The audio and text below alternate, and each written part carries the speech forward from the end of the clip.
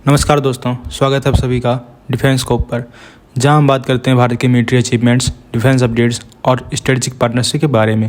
तो चलिए शुरू करते हैं बिना किसी देरी के।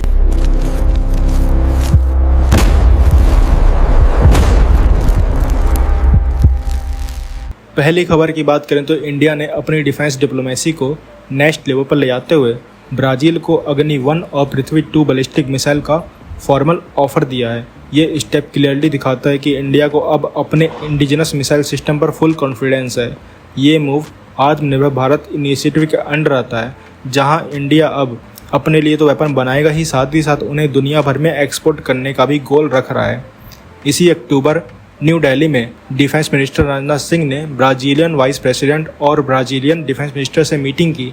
इसी मीटिंग में इंडिया ने आकाश एयर डिफेंस मिसाइल सिस्टम का भी ऑफर दिया।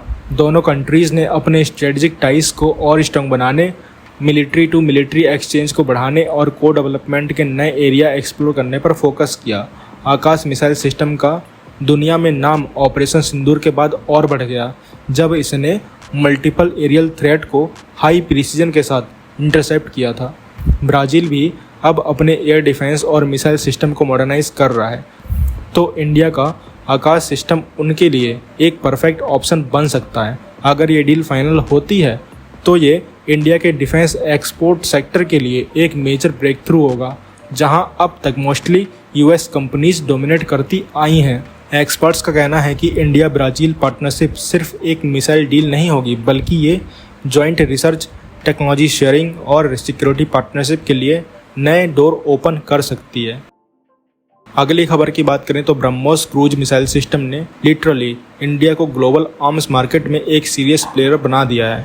फिलीपींस के बाद अब रिपोर्ट्स ये कह रही हैं कि इंडोनेशिया इस मिसाइल का अगला कस्टमर बन सकता है। इंडोनेशियन मीडिया के हिसाब से बीटीआई डिफेंस इंडोनेशिया के साथ $450 मिलियन का एक डील ऑलमोस्ट डन है, जिसमें कोस्टल और नेवल वेरिएंट के साथ टेक्नोलॉजी ट्रांसफ़र भी शामिल होगी।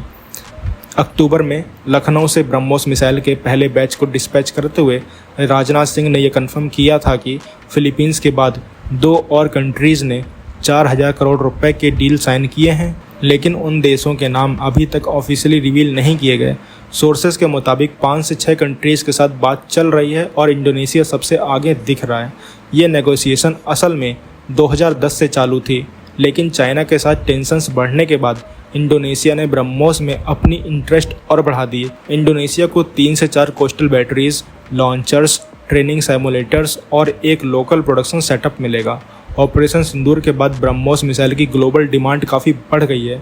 फिलीपींस का $375 मिलियन का डील एक बेस मॉडल बन गया था, जिसमें 9 मिसाइल, 3 बैटरीज और फुल लाइफ साइकिल सपोर्ट शामिल था। ब्रह्मोस एरोस्पेस अब हर साल $2 बिलियन के एक्सपोर्ट रेवेन्यू का टारगेट लेकर चल रहा है। ऑफिशियल कंफर्मेशन शायद डिलीवरीज के टाइम पर आएगा, लेकिन यह पक्का है कि इंडोनेशिया की एंट्री के बाद इंडिया का एक्सपोर्ट मार्केट और स्ट्रॉन्ग हो जाएगा। तो आप क्या कहोगे इस खबर के बारे में कमेंट सेक्शन में जरूर बताइए। अगली खबर की बात करें तो इंडियन आर्मी अपने फायर पावर को अपग्रेड करने के लिए एक बड़ा स्टेप लेने वाली है। 23 नवंबर को डिफेंस एक्विजिशन काउंसिल की मीटिंग में 1000 गाइडेड पिनाका रॉकेट खरीदने का प्रपोजल फाइनल अप्रूवल के लिए रखा जाएगा। ये मिसाइल 90 किलोमीटर तक स्ट्राइक कर सकती हैं और आर्मी के multi barrel rocket launcher system को एक नए लेवल पर ले जाएंगे।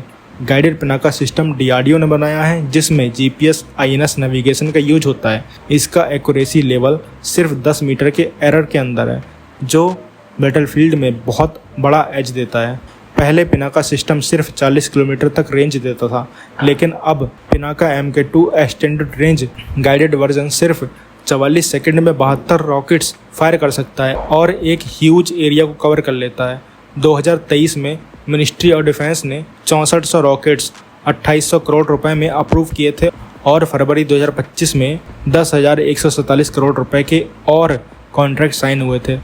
एनालिस्ट का एस्टिमेट है कि 1000 गाइडेड पिनाका रॉकेट का ये डील 3 से 4000 करोड़ रुपए का हो सकता है। डीआरडीओ इस प्रोजेक्ट में प्राइवेट कंपनीज जैसे टाटा एडवांस सिस्टम और एल&टी को भी इन्वॉल्व करेगा। आर्मी ने अब तक 6 पिनाका रेजिमेंट बना लिए हैं और नए रॉकेट का इंडक्शन 2027 के मिड तक होने की प्लानिंग है। फ्रांस जैसे देश भी पिनाका को अपने हाविजर गैप को फिल करने के लिए एवोल्यूट कर रहे हैं। इससे क्लियरली दिख रहा है कि इंडिया का indigenous artillery system global interest attract कर रहा है। तो आप क्या कहोगे इस खबर के बारे में कमेंट सेक्शन में जरूर बताइए।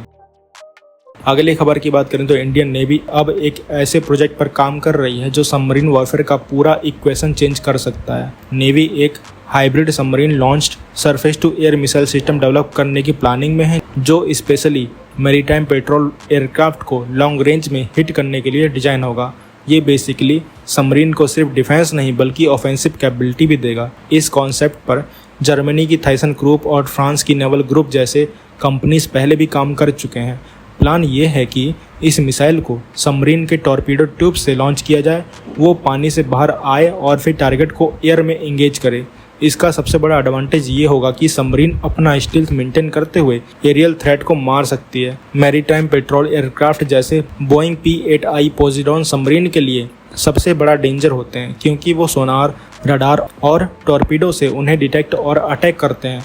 अगर इंडियन सबमरीन ऐसे एयरक्राफ्ट को पहले ही स्ट्राइक कर सकती है तो उनकी सर्वाइबिलिटी मिशन में काफ़ी बढ़ जाएगी। इस सिस्टम को फ्यूचर के प्रोजेक्ट 76 कन्वेंशनल सबमरीन और SSN न्यूक्लियर सबमरीन में इंटीग्रेट करने का प्लान है। टेक्निकल एंगल से ये काफ़ी कॉम्प्लेक्स प्रोजेक्ट होगा क्योंकि वाटर टू एयर ट्रांजिशन और गाइडेंस सिस्टम में एडवांस इंजीनियरिंग चाहिए होगी। जर्मनी का IDAS सिस्टम और फ्रेंच नेवल ग्रुप के प्रोजेक्ट ने दिखाया है कि ये कॉन्सेप्ट वर्केबल है। इंडिया DRDO और L&T के साथ मिलकर इसे अपने आत्मनिर्भर भारत विजन के अंडर इंडिजिनस बनाना चाहता है। तो आप क्या कहोगे इस खबर के बारे में कमेंट सेक्शन में जरूर बताइए। तो दोस्तों ये थी आज की डिटेल्ड अपडेट्स हमारे भारत के डिफेंस और इंटरनेशनल स्ट्रेटजीज़ के बारे में। अगर आपको ये वीडियो इन्फॉर्मेटिव लगा हो तो लाइक करें, शेयर करें और चैनल को सब्सक्राइब करना ना भूलें। आपका सपोर्ट हमें और बेहतर कंटेंट बनाने के लिए मोटिवेट करता है। मिलते हैं नेक्स्ट वीडियो में। थैंक्स फॉर वॉचिंग एंड जय हिंद, जय भारत।